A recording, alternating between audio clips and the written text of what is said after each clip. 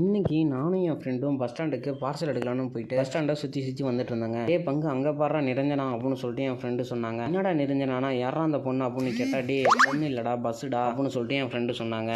சரிடா அப்படின்னு சொல்லிட்டு திரும்பி சுத்த ஆரம்பிச்சிட்டோம். பஸ் வரலங்க, வெயிட் பண்ணிக்கிட்டே இருந்தோம். அதுக்கப்புறம் பார்த்தா தூரத்தில் ஒரு பில்டிங் தெரிஞ்சது. என்னடா அது பில்டிங் அப்படின்னு போய் பார்த்தா நம்ம புதிய பஸ் ஸ்டாண்டுங்க, வேற லெவலில் இருக்குங்க, ரொம்ப பெருசாக இருக்குங்க. இப்போ நம்ம சுற்று வட்டாரத்தில் இதாங்க பெரிய பஸ் ஸ்டாண்டு. இந்த பஸ் ஸ்டாண்ட் மூலியமா நம்ம வந்து 4 மூலையிலையும் வந்து பஸ்லாம் போகுதுங்க. இதாச்சலம், இந்தாண்ட தொழுதூர், இந்தாண்ட உளுந்தூர்பேட்டை, இந்தாண்ட சேலம் வரைக்கும் கூட பஸ் போகுதுங்க. வந்து சென்னை டு திருச்சி இந்த பஸ் கூட இங்கே வந்து ஸ்டாப் ஆகிட்டு தாங்க போய் ஆகணும். அதுக்கேற்ற மாரி வந்து நடைமேடைலாம் கொடுத்துருக்காங்க. பஸ் ஸ்டாண்டு தான் சூப்பராக இருக்குன்னு பார்த்தா பேரும் சூப்பராக இருக்குங்க. என்ன பேருன்னு கேட்குறீங்களா? பேரறிஞர் அண்ணா பேருந்து நிலையங்க, வேற லெவலில் இருக்குல்ல. வேப்பூர்ல இருக்கிறது பெரிய பஸ் ஸ்டாண்டு தாங்க. வேப்பூர்னு சொல்ல முடியாது, நம்ம நல்லூர் ஒன்றியத்திலே பெரிய பஸ் ஸ்டாண்ட் நம்ம வேப்பூர் பஸ் ஸ்டாண்ட் மட்டும்தாங்க. அதுக்கப்புறம் பார்த்தா தூரத்தில் ஒரு பேனர் தெரிஞ்சுங்க. என்ன பேனர்னு போய் பார்த்தா நம்ம பஸ் டைமுக்கான ஒரு டைம் டேபிள் போட்டிருந்தாங்க. நல்லா இருந்தது, சூப்பராக இருந்ததுங்க. எல்லா டீட்டெயிலும் கரெக்டாக இருக்குங்க. இது போல நம்ம வேப்பூர் சுற்று வட்டார பகுதியை பற்றி வேற ஏதோ வீடியோ போடணும்னா மறக்காம கமெண்ட் பாக்ஸில்